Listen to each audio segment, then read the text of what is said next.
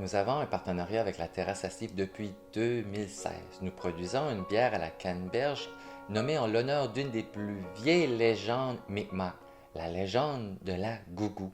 La gougou fait son apparition dans la littérature des premières explorations européennes. C'est Samuel de Champlain qui le mentionne la première fois dans l'an 1603.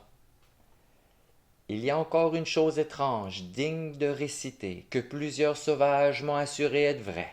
C'est que proche de la baie des Chaleurs, tirant au sud, est une île où fait résidence un monstre épouvantable que les sauvages appellent Gougou. Et m'ont dit qu'il avait la forme d'une femme, mais fort effroyable, et d'une telle grandeur qu'ils me disent que le bout des mâts de mon vaisseau ne lui fût pas venu jusqu'à la ceinture, tant il le peigne grand et que souvent il a dévoré et dévore beaucoup de sauvages, lesquels il met dedans une grande poche quand il les peut attraper, et puis il les mange, et dit ceux qui avaient évité le péril de cette malheureuse bête que sa poche était si grande qu'il eût pu mettre notre vaisseau.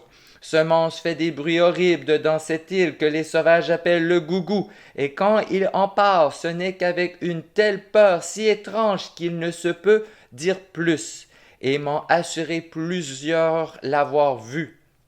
Et qu'il me fait croire ce qu'ils disent, c'est que tous les sauvages en général la craignent et en parlent si étrangement que si je mettais tout ce qu'ils en disent, l'on tiendrait pour fable. Mais je tiens que ce soit la résidence de quelque diable qui les tourmente de la façon. Voilà ce que j'ai appris de ce gougou. Monsieur Champlain appelait les Premières Nations, les Autochtones de la région, des sauvages, mais ces personnes-là avaient vraiment des moyens d'épeurer, même de faire fuir les Européens de leur territoire. Merci.